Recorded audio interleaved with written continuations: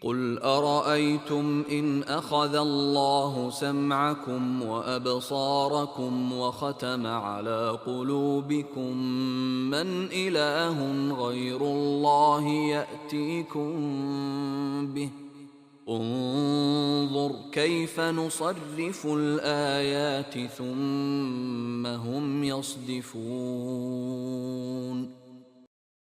آپ کہیے کہ یہ بتلاؤ اگر اللہ تمہاری سماعت اور بصارت بالکل لے لے اور تمہارے دلوں پر مہر کر دے تو اللہ کے سوا اور کوئی معبود ہے کہ یہ تم کو پھر دے دے؟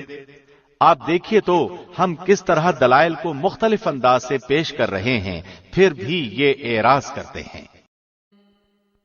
Say, have you considered if Allah should take away your hearing and your sight and set a seal upon your hearts? Which deity other than Allah could bring them back to you? Look how we diversify the verses, then they'd still turn away.